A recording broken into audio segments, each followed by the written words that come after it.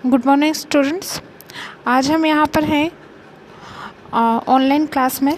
मैं Richa Joshi from Om Kothari teachers and training institute आप सभी का हार्दिक स्वागत करती हूँ।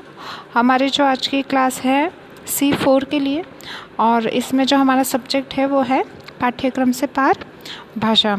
तो जो भाषा के विभिन्न स्वरूपों की हम बात करें तो सामान्यतया हम देखते हैं कि हमारे आसपास अलग भाषा बोली जाती है, हम अलग भाषा में पढ़ रहे हैं।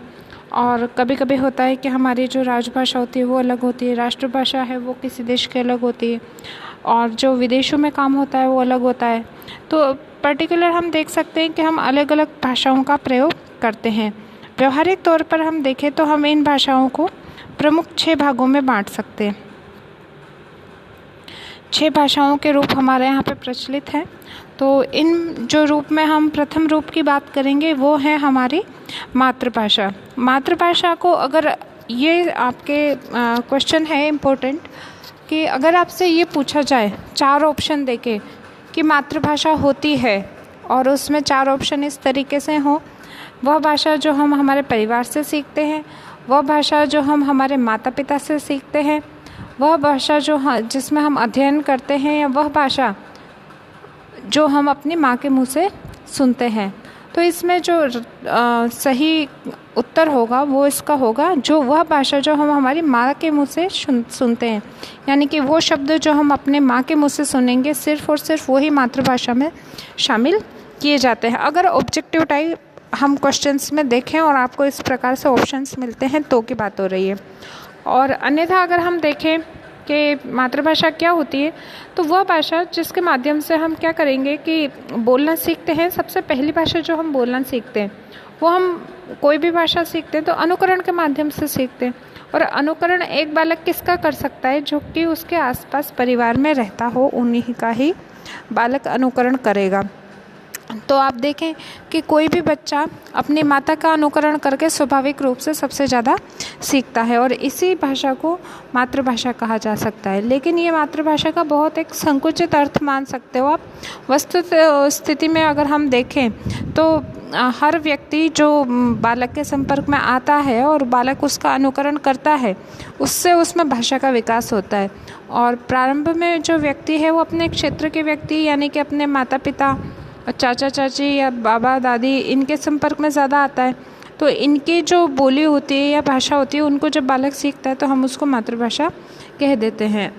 तो मातृभाषा में हम देखें तो प्रमुख जो बोलियां हैं वो आ सकती हैं, कोई क्षेत्रीय भाषा हो सकती है, या अन्य कोई भाषा हो सकती है, या फिर वह माँ के द्वारा बोले जाने वाली भाषा भी हो सकती है।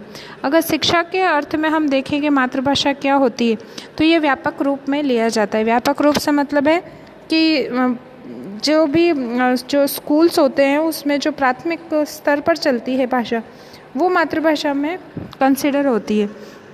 और अगर हम हमारी हिंदी भाषा की बात करें तो हमने इसको मातृभाषा को हिंदी को अपना रखा है। और आसपास के और जो उत्तर भारत के कुछ राज्य हैं तो 10 प्रांत ऐसे हैं जिनमें कि हिंदी को आज भी मातृभाषा का दर्जा प्राप्त है। और निश्चित रूप से जो मातृभाषा होती है वो हमारी मातृभूमि के समान ही होती है, हमारी माँ के समान होती है। और इस पे सारा ज्ञान जो बालक का होता है, यानी कि बालक के जो भविष्य के अध्ययन और चिंतन की जो नींव होती है वो किस पर आधारित होती है? मातृभाषा पर ही आधारित होती है। और हर हाल में ये वंदनीय है, सम्मान देने योग्य है।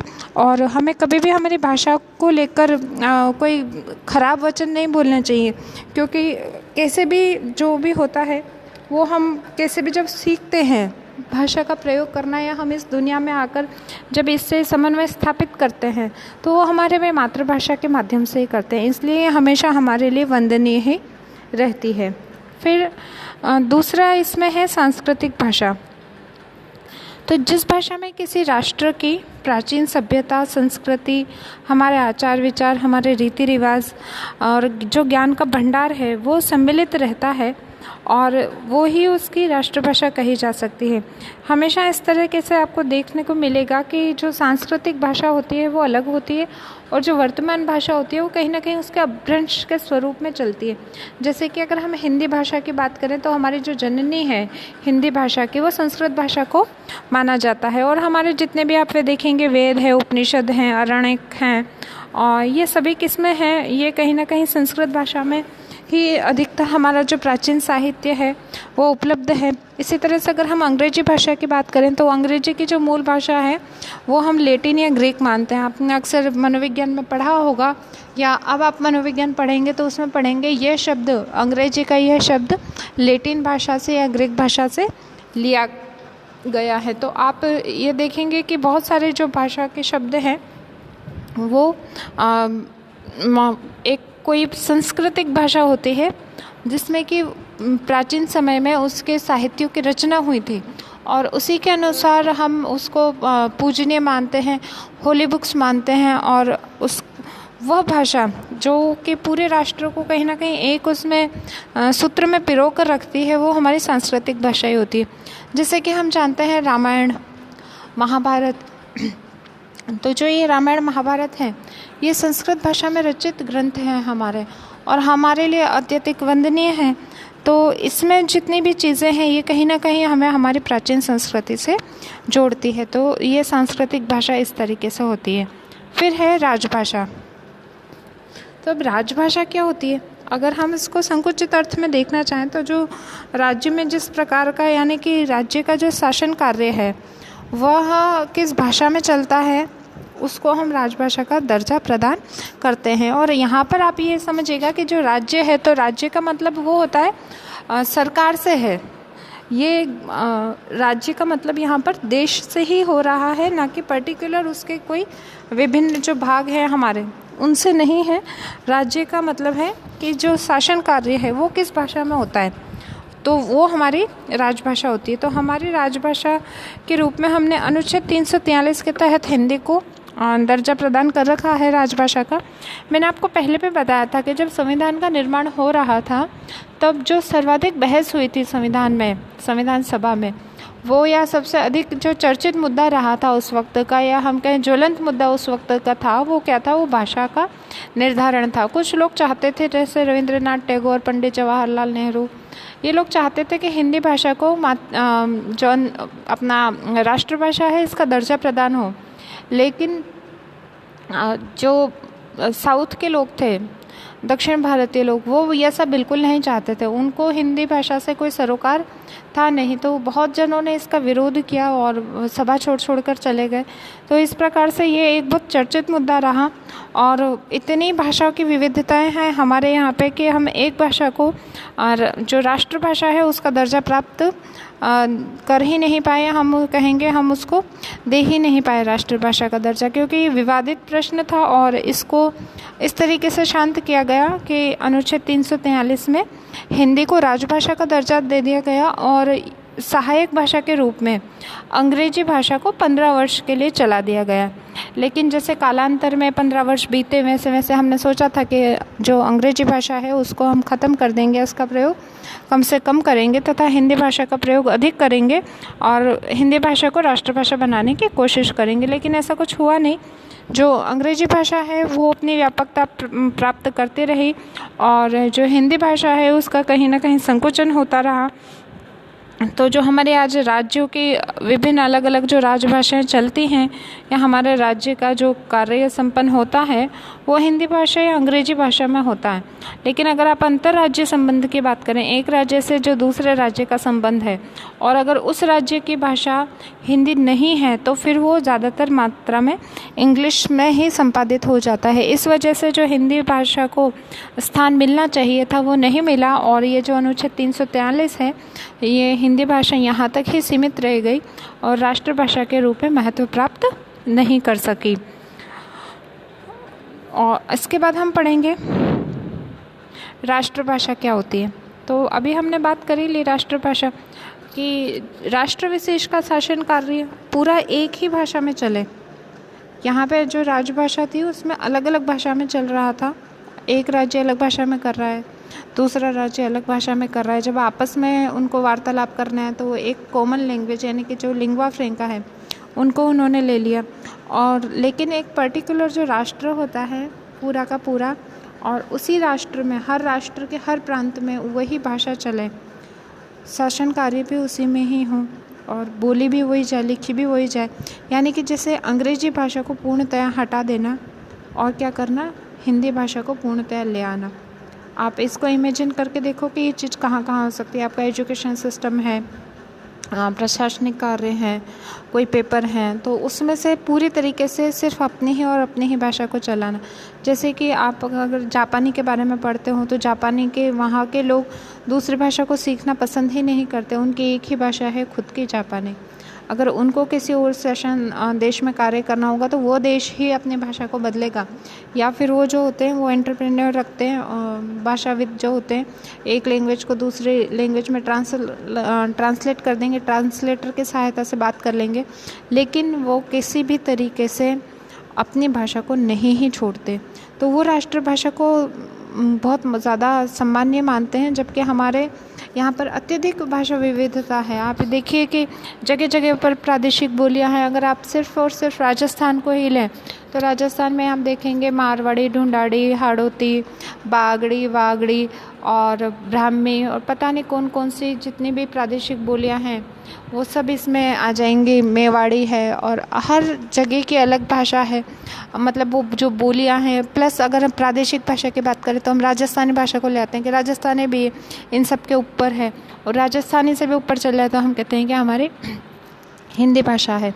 तो इस तरीके से एक ही प्रांत में जब इतनी भाषाएं हैं तो आप सोचिए कि पूरे भारत में कितनी भाषाएं प्रचलन में हैं और वो अपना अस्तित्व रखती हैं। इनफैक्ट जब हम बात करते हैं हमारे 8वें अनुसूची की, जिसमें भाषाओं के बारे में बात होती है, तो उसमें भी 22 भाषाओं को मान्यता प्राप्त है। जब इतनी विशाल मात्रा में कोई राष्ट्र में भाषा बोली जाती है तो वहाँ पे किसी एक भाषा को पूरा का पूरा कार्यभार संभालने के लिए दे देना संभव नहीं हो पाता। पूरे राष्ट्र को एक सूत्र में एक भाषा में पिरो दिया जाए ये संभव नहीं है, क्योंकि हम जानते हैं कि भारत विविधताओं वाला देश है। विविध भाषा हैं, विविध संस्कृति हैं, विविध वेशभूषाएं हैं, विविध खान पान है। मतलब कम्प्लीटली अगर आप अपना एरिया छोड़ के भारत के ही किसी कॉर्नर में चले जाते हैं, तो अगर आप उत्तर भारत में रहते हैं और दक्षिण भारत में चले जाते हैं तो आप खुद को विदेशियों में घूम रहे हैं, इसी तरह से कोई अलग सा ही महसूस करते हैं। क्यों? क्योंकि वहाँ पे भाषा के साथ साथ बहुत कुछ चीज़ें बदल जाती हैं जो हमें सेट होने में वहाँ पर दिक्कत देती हैं। तो इस तरीके से हम देखते हैं कि राष्ट्रभाषा का होना तो बहुत ही आवश्यक होता है, लेकिन फिर भी जिस तरीके से हम देख रहे हैं कि अंग्रेजी भाषा का प्रचलन हमारे देश में हो रहा है, उस हिसाब से हिंदी भाषा को हमारे आसपास के भविष्य में, नियर फ्यूचर में राष्ट्रभाषा का दर्जा प्रदान हो जाए, ऐसा हमें लगता नहीं है। तो आप इतना सा समझ लीजिए कि अभी तक हमारे यहाँ की देश की कोई राष्ट्रभाषा नहीं है। हिंदी भाषा को अनुच्छेद 343 के तहत राष्ट्रभाषा का दर्जा प्राप्त नहीं है, राजभाषा का दर्जा प्राप्त है। बहुत सारी किताबों में ये गलती होती है। इस गलती को अगर आप नहीं जानते तो इसको सुधारिए। फिर है हमारी अंतर्राष्ट्रीय भाषा। तो अंतर्राष्ट्रीय भाषा वह भाषा होती है कि अगर आप उदाहरण के तौर पर समझिए कि भारत देश है और इस देश को किसी अन्य देश के साथ कोई वार्तालाप करना है और वहाँ की भाषा हिंदी नहीं है, तो हिंदी में तो कार्य होगा नहीं। फिर हम किस में करेंगे? हमारी सहायक भाषा है अंग्रेजी, हम उसमें करेंगे। तो अंग्रेजी जो अंतर्राष्ट्रीय भाषा है वो एक लिंग्वा फ्रैंका के रूप में काम करेगी, यानी कि उस कॉमन भाषा को आप भी बोलेंगे और सामने वाला देश भी उसमें वार्तालाप कर लेगा। पर्टिकुलर हम जो हमारा विदेशी कार्य होता है वो अंग्रेजी भाषा में ही करते हैं। तो ये अंतर्राष्ट्रीय भाषा का महत्व प्राप्त करती है। और इसके अलावा अगर आप देखें तो राष्ट्र को सभी जो अलग अलग राष्ट्र हैं उनको एक इकाई में बांधने का काम करती है अंतर्राष्ट्रीय भाषा। जैसे वैज्ञानिकों के आविष्कार हैं उसको एक इकाई के रूप में बांध दिया गया। अगर आप नेट खोलना चाहते हैं और गूगल पे सर्च करना चाहते हैं तो उस पर सबसे ज़्यादा जो दिखने वाली लैंग्वेज है वो इंग्लिश रहती है। इसके अलावा जो एक राष्ट्र दूसरे राष्ट्र से संबंध स्थापित करता है या कोई चीज़ की खरीद फरोख्त करता है तो उसके लिए जो डॉक्यूमेंट्स बनते हैं, कागज़ बनते हैं, वो सब किस में बनते हैं? अंतर्राष्ट्रीय भाषा में। तो एक राष्ट्र जो किसी अन्य राष्ट्रों के साथ संबंध स्थापित करता है और जिस भाषा का उसमें प्रयोग होता है उसे हम अंतर्राष्ट्रीय भाषा कहते हैं। तो फिर विदेशी भाषा क्या है? विदेशी भाषा में हर वो भाषा शामिल हो जाती है जो ना तो आपके देश की खुद की मूल भाषा है, ना ही वो हमारी सांस्कृतिक भाषा है और ना ही वो हमारी मातृभाषा है। इसके अलावा सभी भाषाएं विदेशी भाषाओं में सम्मिलित हैं, जैसे कि फ्रेंच, जर्मनी, रूसी, जापानी, चीनी आदि।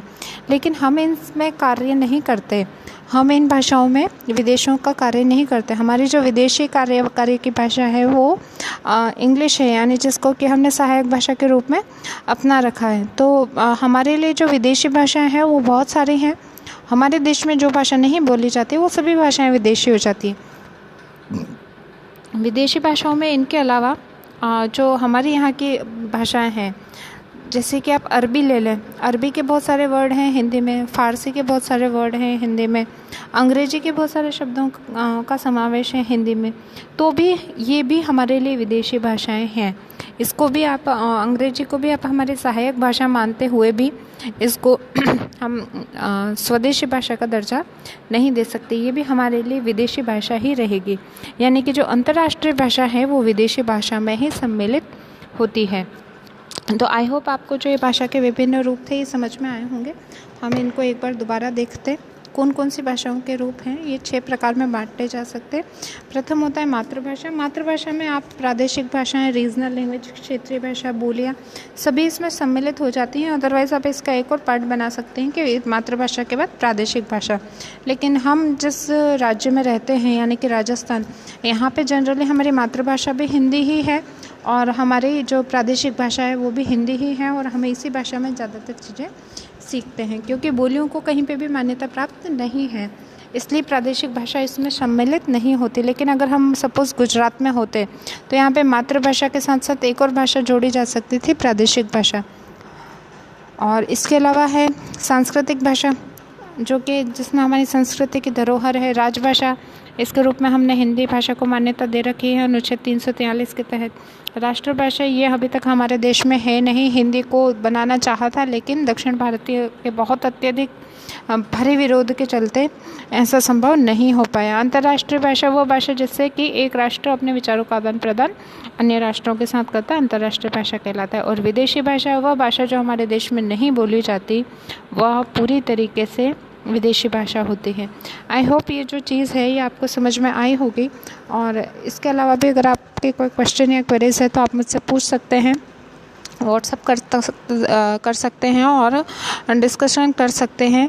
और इसके बाद जो हमारा अब टॉपिक चलेगा वो चलेगा त्रिभाषा सूत्र की नीति, 3 लैंग्वेज फार्मूला, कि हमारे देश में जो भाषा का अरेंजमेंट है वो हमने किस तरीके से किया और इसके लिए कौन कौन से आयोग बने, किस किस ने अनुशंसा की। तो अपने आप में ये एक बड़ा टॉपिक है और बहुत इम्पोर्टेंट टॉपिक भी है।